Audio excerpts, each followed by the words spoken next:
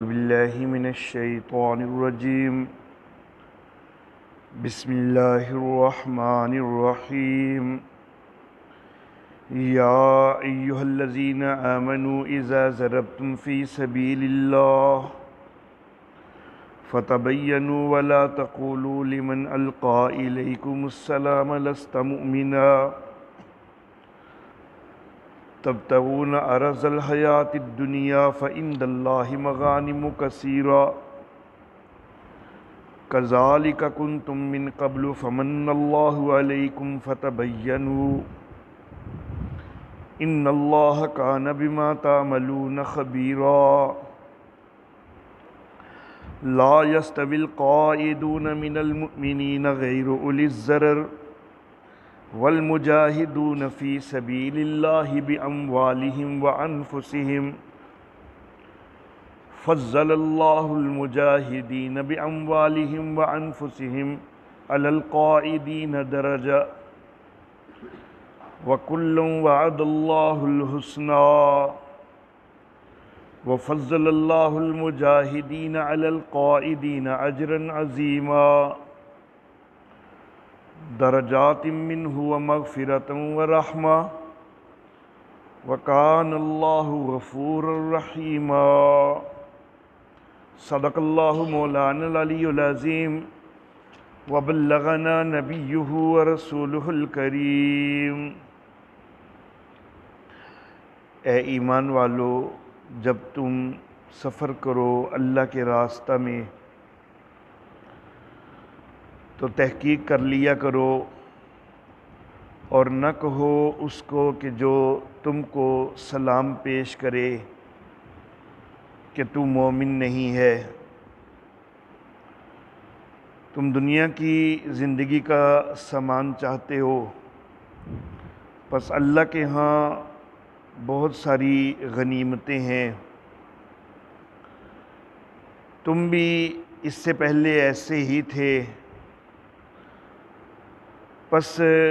تمہارے اوپر اللہ نے احسان کیا تو تحقیق کیا کرو۔ بے شک اللہ جو کچھ تم کرتے ہو اس کی خبر رکھنے والا ہے۔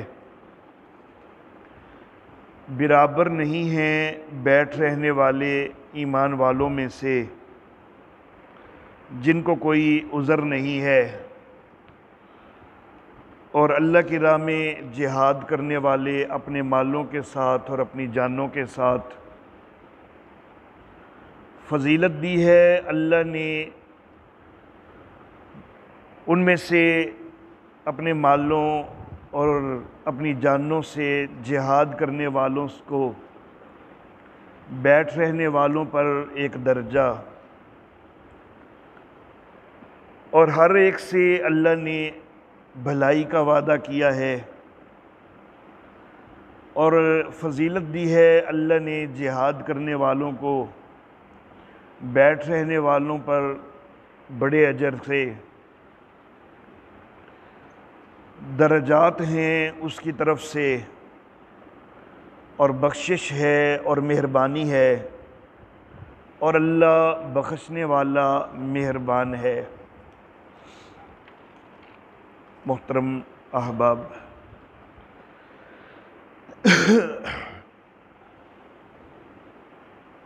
مختلف عوارض کی بنا پر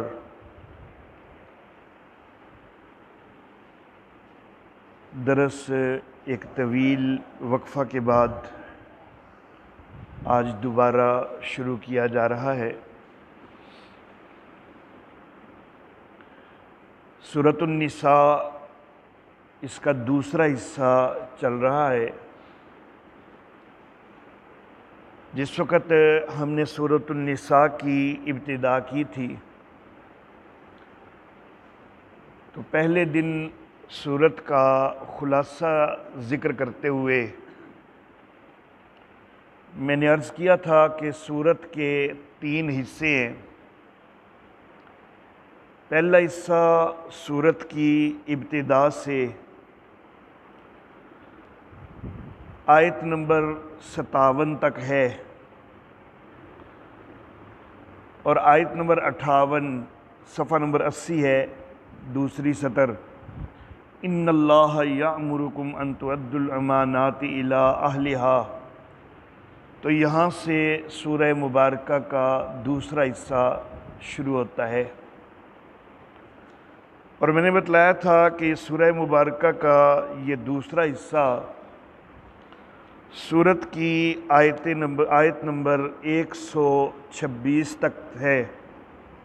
صفحہ نمبر 90 ہے، اور آیت نمبر 127 وَيَسْتَفْتُونَكَ فِي النِّسَاءِ صفحہ 90 کی پہلی سطر ہے۔ تو یہاں سے سورہ مبارکہ کا تیسرا حصہ شروع ہوتا ہے، جو کہ سورت کے آخر تک ہے۔ سورت کا آخر صفحہ نمبر 97 پر ہے۔ میں نے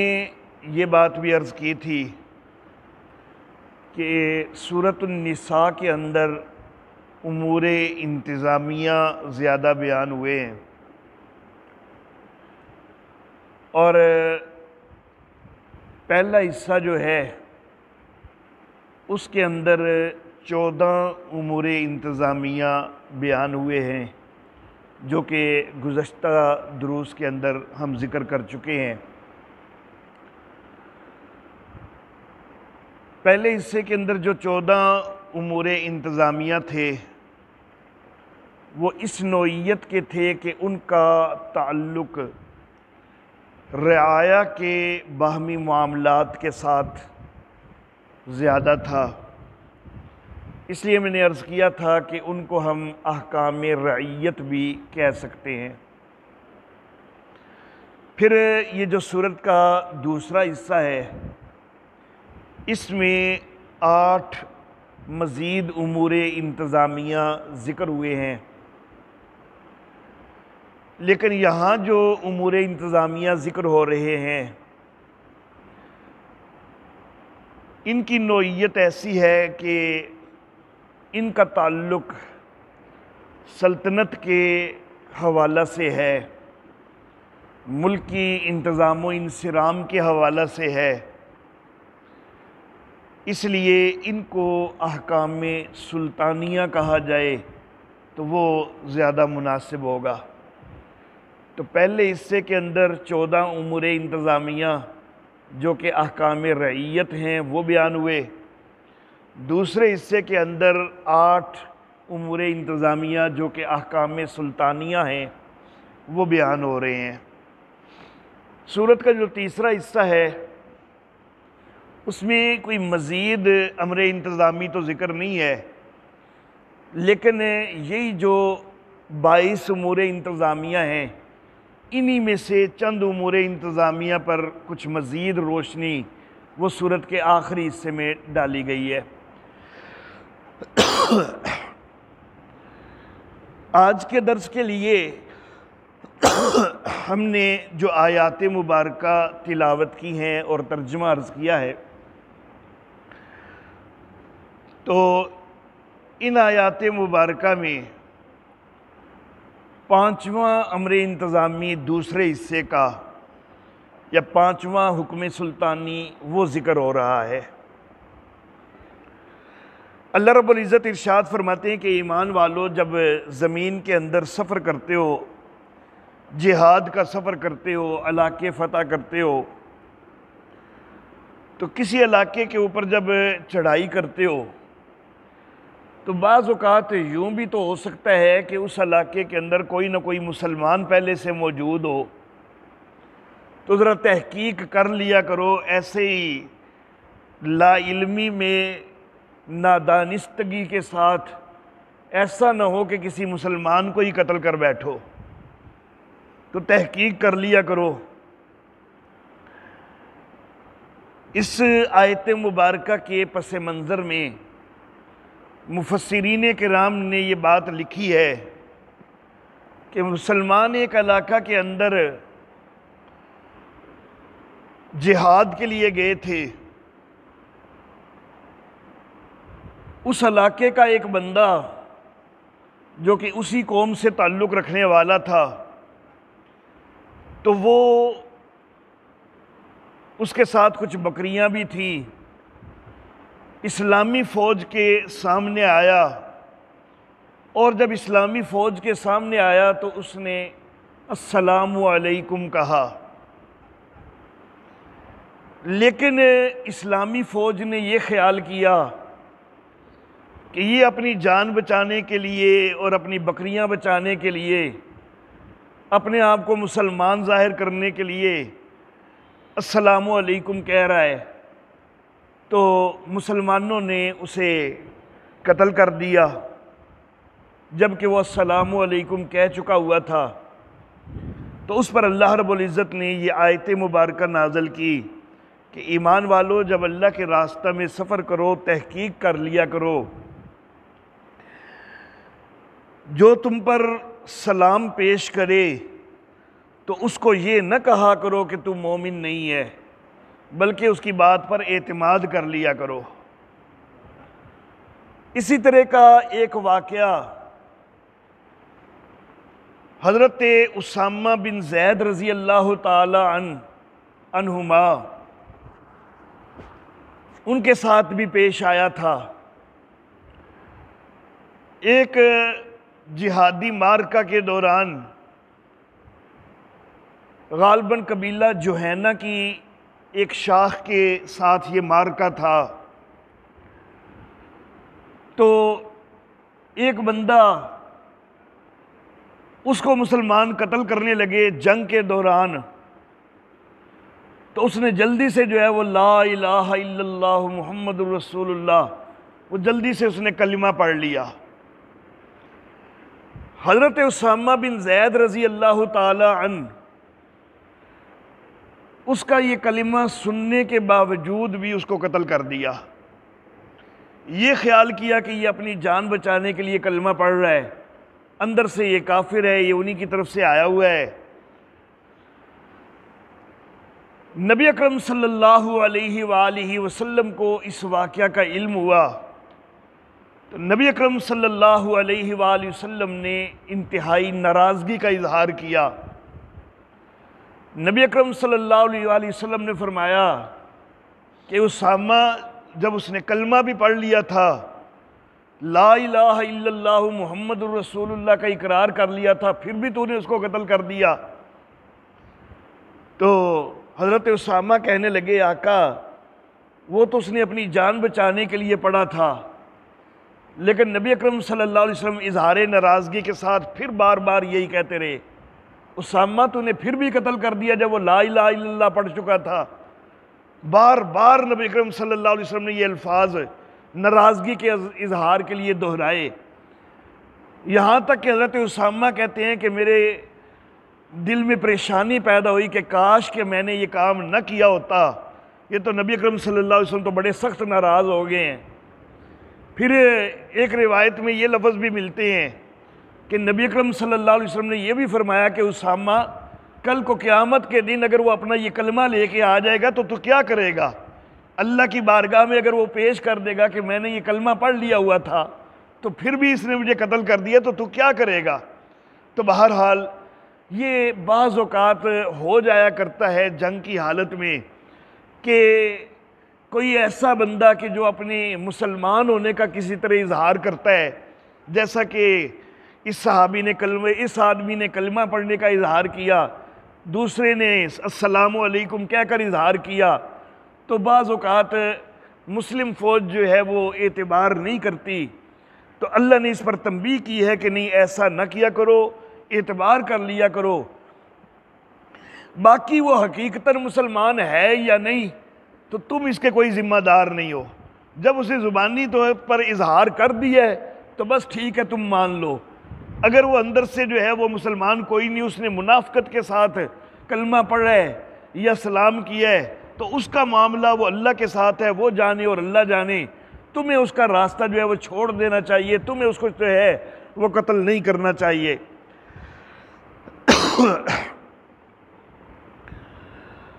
تبتغون عرض الحیات الدنیا،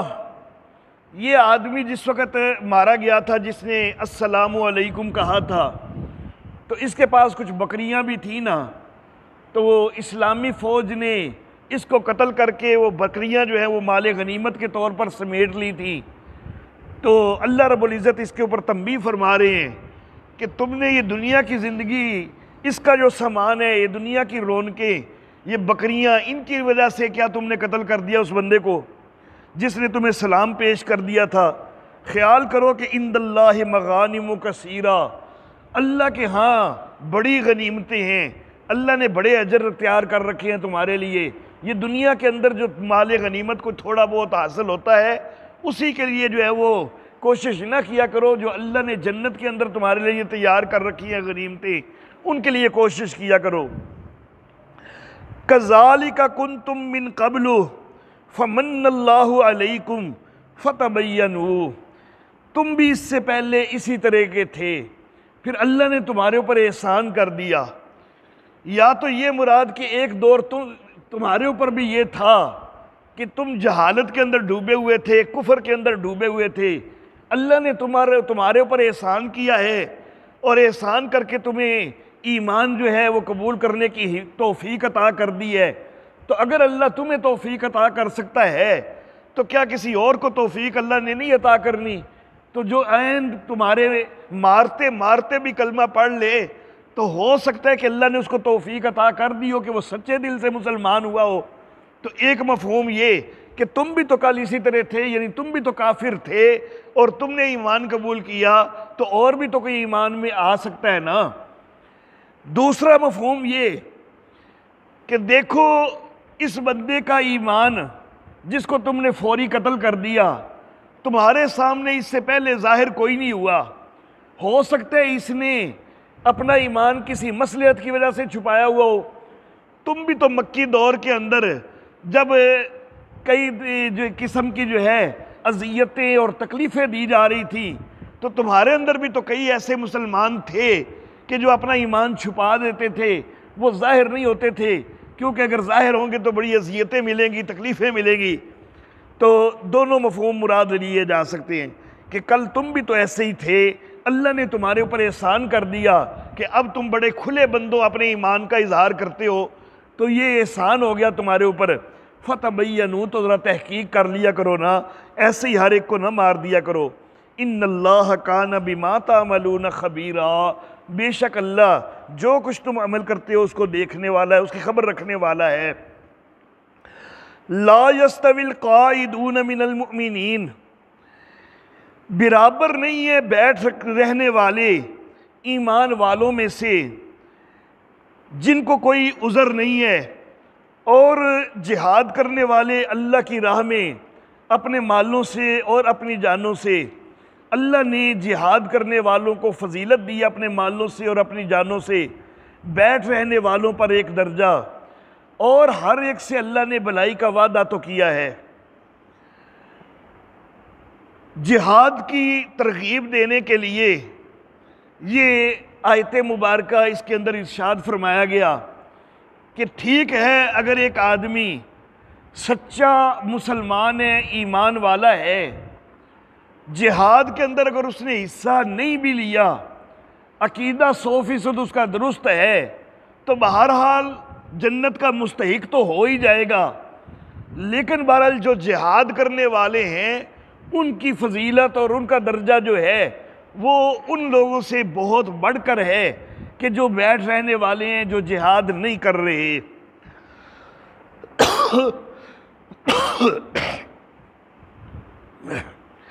یہ آیت مبارکہ جس وقت نازل ہوئی نا، حضرت زید ابن ثابت رضی اللہ تعالی عنہ کاتب وحی صحابی تھے۔ نبی اکرم صلی اللہ علیہ وآلہ وسلم نے ان کو بلایا، یا یہ ویسے اتفاقاً وہاں قریب موجود تھے، تو نبی اکرم صلی اللہ علیہ وسلم نے ان کو یہ آیت مبارکہ لکھوائی۔ لیکن جس وقت پہلے لکھوائی ہے نا، تو آیت مبارکہ اس وقت یوں تھی کہ لا یستوی القاعدون من المؤمنین والمجاہدون فی سبیل اللہ، غیر اولی الضرر کے لفظ جو ہے یہ نازل نہیں ہوئے تھے۔ نبی اکرم صلی اللہ علیہ وسلم نے حضرت زید بن ثابت رضی اللہ تعالیٰ عنہ کو اسی طرح لکھوائی غیر اولی الضرر کے لفظ کے بغیر۔ حضرت عبداللہ ابن ام مکتوم نابینا صحابی ہیں، اتفاقاً قریب موجود تھے۔ جب یہ آیت لکھواتے ہوئے نبی اکرم صلی اللہ علیہ وآلہ وسلم کو سنانا تو حضرت عبداللہ ابن ام مکتوم کہنے لگے کہ آقا یہ مجاہدین کے لیے تو بڑی فضیلت ہو گئی بیٹھ رہنے والوں کے مقابلہ میں، لیکن میں تو ہوں ہی نابینا، میں کیسے جہاد کر سکتا ہوں؟ تو میں تو یہ فضیلت کبھی پا ہی نہیں سکتا، تو میرے جیسے لوگ اور بھی ہوں گے تو وہ بیچارے تو یہ فضیلت کبھی بھی نہیں پا سکتے۔ تو یہ حضرت عبداللہ ابن ام مکتوم رضی اللہ تعالی عنہ وہ اس چیز کا اظہار کر رہے تھے۔ نبی اکرم صلی اللہ علیہ وآلہ وسلم پر وحی کے نازل ہونے کی کیفیت پھر طاری ہو گئی، اور پھر غیر اولی الضرر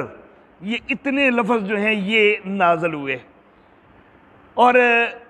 غالب رائے یہی ہے کہ پورے قرآن حکیم کے اندر جو سب سے چھوٹی وحی نازل ہوئی ہے نا ایک وقت میں، وہ یہ 3 لفظ ہے غیر اولی الضرر۔ اس سے چھوٹی وحی اور کوئی نازل نہیں ہوئی، کیونکہ یہ باقی آیت پہلے نازل ہو چکی ہوئی تھی، یہ والے 3 لفظ بعد میں نازل ہوئے۔ اللہ اللہ، اب سوال پیدا ہوتا ہے کہ معاذ اللہ ثم معاذ اللہ، کہ اللہ رب العزت کو پہلے پتہ کوئی نہیں تھا؟ عبداللہ ابن ام مکتوم نے یہ بات کہی تو پھر کیا اللہ کی توجہ ادھر ہوئی تو پھر اللہ نے یہ لفظ نازل کیے؟ تو یہ چیز بالکل نہیں ہے۔ اللہ رب العزت نے یہ قرآن حکیم جو ہے یہ تو ازل سے ہے، یہ اللہ کا کلام ہے، یہ اللہ کی صفت ہے، یہ ایسا نہیں ہے کہ جس وقت نازل ہوتا تھا اس وقت اللہ بناتے تھے اور بھیجتے تھے، یہ تو ازل سے ہے، اور ازل سے ہی اس میں غیر اولی الضرر بھی موجود ہے، وہ ازل سے ہی موجود ہے، لوح محفوظ میں بھی موجود تھا۔ صرف اتنا تھا کہ اللہ رب العزت نے ایک صحابی کو ایک اعزاز دینا تھا، اور اس اعزاز دینے کے لیے اللہ رب العزت نے پہلے جو ہے وہ یہ لفظ نازل نہیں کیے، اس صحابی نے جس وقت یہ بات کہی تو اللہ نے نازل کر دیے تاکہ اس صحابی کا ایک اعزاز بن جائے۔ تو یہ اللہ رب العزت کی مہربانی ہے، اللہ جس کو جو اعزاز عطا کر دیں۔ پھر یہ صحابی حضرت عبداللہ ابن ام مکتوم رضی اللہ تعالی عنہ، دل میں جہاد کا جذبہ بہرحال تھا، نبی اکرم صلی اللہ علیہ وسلم سے جب اظہار کیا تھا نا اس بات کا تو اس وقت بھی دل میں جہاد کا جذبہ تو موجزن تھا، لیکن اپنی پریشانی آڑے آتی تھی کہ میں نابینا ہوں، کیسے جہاد کروں؟ تلوار پکڑ کے چلاؤں گا، مجھے تو پتہ بھی نہیں چلے گا کہ آگے کوئی مومن ہے یا کافر ہے، میں کس کو مار رہا ہوں، تو میں کیسے جہاد کر سکتا ہوں؟ تو دل میں شوق اور جذبہ بہرحال موجود تھا، اور اس جذبے کا اظہار پھر قادسیہ کے موقع پر حضرت عمر فاروق رضی اللہ تعالیٰ عنہ کے دور میں وہ کھل کے یہ اظہار سامنے آ گیا۔ قادسیہ کے لیے تیاریاں ہو رہی ہیں تو حضرت عبداللہ ابن ام مکتوم رضی اللہ تعالی عنہ جو اپنے دل کے اندر جذبہ جہاد ایک طویل عرصہ سے چھپائے بیٹھے تھے، حضرت عمر فاروق رضی اللہ تعالیٰ عنہ کے پاس حاضر ہو گئے کہ میں بھی جانا چاہتا ہوں اس مارکے کے لیے۔ حضرت عمر فاروق کہنے لگے کہ نابینا ہو، کیسے جاؤ گے؟ تمہیں تو کچھ پتہ بھی نہیں چلے گا جی کس طرح لڑائی ہو رہی ہے، کدھر لڑنا ہے، کدھر کھڑے ہونا ہے، کیا کرنا ہے۔ تو کہنے لگے کہ جو جہاد کے مارکہ میں اسلام کا پرچم تھام کے کھڑا ہو جائے تو اس کو بھی تو کوئی نہ کوئی شرکت کا ثواب تو مل ہی جائے گا نا۔ تو حضرت عمر فاروق نے کہا کہ ہاں شرکت کا ثواب تو اس کو بھی ملے گا ہی۔ کہنے لگے کہ پرچم تھام کے اگر بندہ کھڑا رہے، مسلمانوں کے حوصلے بلند رہتے ہیں نا، تو مجھے پرچم پکڑا دیجئے گا اور تو مجھے کچھ نظر نہیں آتا، تو میں جس قسم کے بھی حالات ہوں گے پوری کوشش کروں گا کہ میں گروں نہیں، پرچم نہ گرنے دوں، میں کھڑا رہوں تاکہ مسلمانوں کے حوصلے بلند رہیں۔ اللہ اللہ۔ حضرت عمر فاروق رضی اللہ تعالیٰ عنہ ان کے جذبے سے اتنے متاثر ہوئے کہ ان کو اجازت دے دی کہ ٹھیک ہے، بے شک تم نابینا ہو تو اسلامی فوج کے آج کے علمبردار جو ہو وہ تم ہی ہوگے۔ اور حضرت عبداللہ ابن ام مکتوم رضی اللہ تعالیٰ عنہ پھر قادسیہ کے مارکہ میں اسلامی فوج کے علمبردار تھے، اور اسی حالت میں شہید ہوئے، اسی حالت میں شہید ہو گئے۔ لیکن جس وقت بعد میں میتوں کا جائزہ لیا گیا نا، تو شہادت کے بعد بھی پرچم جو ہے وہ ان کے ہاتھوں کے اندر بڑی مضبوطی سے تھاما ہوا تھا۔ پرچم کو انہوں نے جو ہے وہ اپنے ہاتھوں سے نہیں ہٹنے دیا۔ خود گرے ہیں تو پھر ساتھ پرچم گر جانا ہے، وہ تو ایک فطری بات ہے، لیکن اس کو جو ہے اپنے ہاتھوں سے نہیں نکلنے دیا۔ تو یہ ایک عظیم جو ہے وہ جذبہ تھا ان کا۔ تو اللہ رب العزت نے اگرچہ خاص طور پر یہ انعام انہی کے اوپر کیا تھا کہ ان کے یہ اظہار کرنے کے بعد اللہ نے غیر اولی الضرر کے لفظ نازل کیے تھے، اور اس سے ان کو تسلی ہو جانی چاہیے تھی، اور ہوئی بھی، کہ ٹھیک ہے میں اگر مارکے میں شریک نہیں بھی ہوتا تو پھر بھی مجھے چونکہ دل میں تمنا تو موجود ہے تو مجھے اجر تو مل جاتا ہے، کیونکہ اللہ نے خود کہہ دیا ہے کہ جن کو عذر نہیں وہ والے بیٹھ رہنے والے ان کا درجہ کم ہے۔ تو گویا کہ جن کا عذر ہے اور وہ بیٹھے ہوئے ہیں تو ان کا درجہ تو کم کوئی نہیں، تو درجہ تو مجھے مل جاتا ہے، لیکن اس کے باوجود بھی عملی شرکت ہو جائے تو کیا کہنے، اور اس جذبے کے ساتھ جو ہے وہ شریک ہو گئے۔ حضرت عمر بن جموح رضی اللہ تعالی عنہ ایک ٹانگ سے معذور صحابی ہیں، اور عمر میں بھی بوڑھے ہیں، ضعیف ہو چکے ہیں۔ احد کے مارکے کے لیے جس وقت تیاریاں ہو رہی ہیں، ان کے اپنے بیٹے وہ جہاد کی تیاریاں کر رہے ہیں، تو حضرت عمر ابن جموح وہ ان کے دل میں بھی جذبہ تھا، شوق تھا، کہنے لگے میری بھی تیاری کرواؤ، مجھے بھی لے جاؤ۔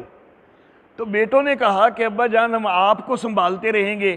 آپ معذور ہیں، ضعیف ہیں، کس طرح آپ لڑیں گے، ہمیں تو الٹا آپ کو بھی سنبھالنا پڑے گا، ہمارا بھی جو ہے نا وہ پوری طرح توجہ جہاد کی طرف نہیں ہو سکے گی۔ لیکن ان کے دل کے اندر جذبہ تھا، تو یہ نبی اکرم صلی اللہ علیہ وسلم کی خدمت میں حاضر ہو گئے کہ میرے بیٹے جہاد کی تیاریاں کر رہے ہیں لیکن مجھے ساتھ لے جانے کے لیے تیار کوئی نہیں۔ تو نبی صلی اللہ علیہ وسلم نے بھی کہا کہ عمر کیا کرو گے جا کے، ایک ٹانگ سے معذور ہو، بوڑھے ہو، ضعیف ہو، لڑ سکتے کوئی نہیں ہو، تو کیا کرو گے، کس طرح لڑو گے؟ لیکن کہنے لگے کہ اے اللہ کے نبی، میرا جی چاہتا ہے میں اسی طرح لنگڑاتے لنگڑاتے جنت میں پہنچ جاؤں۔ اللہ اللہ۔ نبی اکرم صلی اللہ علیہ وسلم نے ان کا یہ جذبہ دیکھا تو ان کو اجازت دے دی کہ ٹھیک ہے، اور بیٹوں کو بلا کے کہا کہ اپنے والد کی تیاری کرواؤ اور ان کو بھی ساتھ لے کے آنا ہے جہاد میں۔ تو غزوہ احد کے اندر جس وقت مارکہ شروع ہوا تو یہ ایک ٹانگ سے اچھل اچھل کے دشمنوں پہ حملے کر رہے تھے، اور اسی طرح جو ہے وہ جامع شہادت نوش کر گئے اور اپنی اس بات کو پورا کر گئے کہ میں تو یہ لنگڑاتے لنگڑاتے جنت میں پہنچنا چاہتا ہوں۔ تو صحابہ کرام کا یہ جذبہ تھا کہ اللہ نے گنجائش بھی دے دی کہ جو معذور ہیں وہ نہ بھی لڑیں تو پھر بھی ان کی فضیلت کم نہیں ہوگی، ان کا درجہ کم نہیں ہوگا، لیکن یہ معذور صحابہ کرام کا بھی یہ جذبہ تھا کہ وہ اس کے باوجود عملی شرکت چاہتے تھے۔ تو برابر نہیں ہو سکتے بیٹھ رہنے والے ایمان والوں میں سے جن کو کوئی عذر نہیں ہے، اور جو جہاد کرنے والے ہیں اللہ کی راہ میں اپنے مالوں سے اور اپنی جانوں سے۔ میں نے یہ بتلایا کہ سب سے چھوٹی وحی جو ایک وقت میں نازل ہوئی ہے وہ غیر اولی الضرر ہے۔ حضرت زید بن ثابت رضی اللہ تعالیٰ عنہ وحی لکھ رہے ہیں،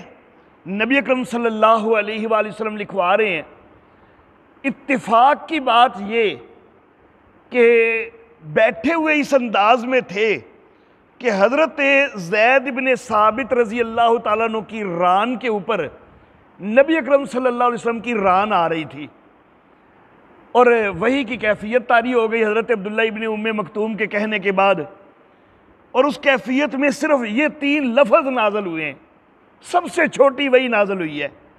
اب نبی اکرم صلی اللہ علیہ وسلم کی ران مبارک جو ہے، حضرت زید ابن ثابت کہتے ہیں وہ اتنی بھاری ہو گئی، میری ران کو اس طرح اس نے دبا دیا کہ مجھے لگ رہا تھا کہ یہ ٹوٹ جائے گی۔ تو یہ وحی کی کیفیت جو نبی اکرم پر ہوتی تھی تو بہت شدید کیفیت ہوا کرتی تھی۔ حضرت سیدہ عائشہ صدیقہ رضی اللہ تعالی عنہا وہ فرماتی ہیں کہ میں نے سخت سردی کے اندر جب نبی وسلم کے اوپر وحی کی کیفیت ہوتے طاری دیکھی تو میں نے دیکھا کہ نبی وسلم کی پیشانی مبارک پر پسینہ آ جاتا تھا، حالانکہ سخت سردی کا موسم ہوتا تھا۔ تو یہ سب سے چھوٹی وحی نازل ہونے پر بھی اگر وحی کی شدت اتنی زیادہ ہے تو نبی اکرم صلی اللہ علیہ وسلم پر تو کئی دفعہ بڑی بڑی وحی، لمبی لمبی صورتیں بھی کئی دفعہ اکٹھی بھی نازل ہوئی ہیں، تو میرے آقا کی کیا کیفیت ہوگی؟ تو یہ اللہ رب العزت نے آپ کو یہ ہمت پہلے سے عطا کر رکھی تھی۔ ہر انسان کے بس میں وہ نہیں ہوتا کہ وہ وحی کی کیفیت کو برداشت کر سکے۔ فضل اللہ المجاہدین باموالہم وانفسہم علی القاعدین درجہ، اللہ نے جہاد کرنے والوں کو فضیلت دی ہے، جو اپنے مالوں سے بھی جہاد کرتے ہیں، جانوں سے بھی جہاد کرتے ہیں۔ مالوں سے جہاد کرتے ہیں یعنی مال کو بھی جہاد کے راستے میں خرچ کرتے ہیں، جانوں سے جہاد کرتے ہیں یعنی خود عملی طور پر شرکت کرتے ہیں اور اپنی جان داؤں پہ لگا دیتے ہیں، تو ان کو درجہ حاصل ہے۔ وَكُلًّا وَعَدَ اللَّهُ الْحُسْنَى، لیکن جو جہاد نہیں بھی کر رہے تو بہرحال جب عقیدہ درست ہے تو اللہ نے بھلائی کا وعدہ تو ان سے بھی کیا ہے، جنت بہرحال ان کو بھی مل ہی جانی ہے۔ وَفَضَّلَ اللَّهُ الْمُجَاهِدِينَ عَلَى الْقَائِدِينَ أَجْرًا عَظِيمًا، لیکن اللہ نے بیٹھ رہنے والوں کے اوپر جہاد کرنے والوں کو اجر عظیم کی بہت فضیلت عطا کی ہے۔ درجات منہ، یہ اللہ کی طرف سے درجے ہیں اور بخشش ہے اور مہربانی ہے۔ اب یہاں پر اندازہ کیجئے کہ اللہ رب العزت پہلے ایک دفعہ فرماتے ہیں کہ لا یستوی القاعدون من المؤمنین، کہ یہ برابر نہیں ہو سکتے، تو برابر نہیں ہو سکتے تو وہاں سے بھی پتہ چل گیا کہ جو جہاد والے ہیں ان کا درجہ زیادہ، تو ان لفظوں سے بھی پتہ چلا۔ پھر اللہ نے فرمایا فضل اللہ المجاہدین باموالہم وانفسہم، پھر اللہ نے فرمایا فضل اللہ المجاہدین علی القاعدین اجرا عظیما، تو اللہ بار بار کہہ رہے ہیں۔ اور پھر اللہ نے فرمایا درجات منہ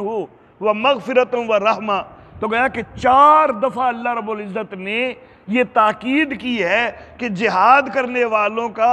بیٹھ رہنے والوں کے اوپر درجہ زیادہ ہے، فضیلت زیادہ ہے۔ تو جب ایک ہی مقام پر 4 دفعہ اللہ رب العزت، اور جو 4تھی دفعہ ہے اس میں درجات کا لفظ بھی استعمال کیا، مغفرت کا بھی لفظ استعمال کیا، رحمت کا لفظ بھی استعمال کیا، اور اس کے ساتھ پھر اللہ نے اپنی 2 صفات کا بھی تذکرہ کیا کہ وَكَانَ اللَّهُ غَفُورًا رَحِيمًا۔ تو یہ ساری صورتحال واضح کر رہی ہے کہ جہاد کرنے والوں کا بہت زیادہ درجہ بلند ہے۔ اللہ رب العزت ہم سب کو اس کی توفیق عطا فرمائے، اس کا جذبہ رکھنے کی بھی توفیق عطا فرمائے۔ وآخر دعوانا ان الحمد للہ رب العالمین۔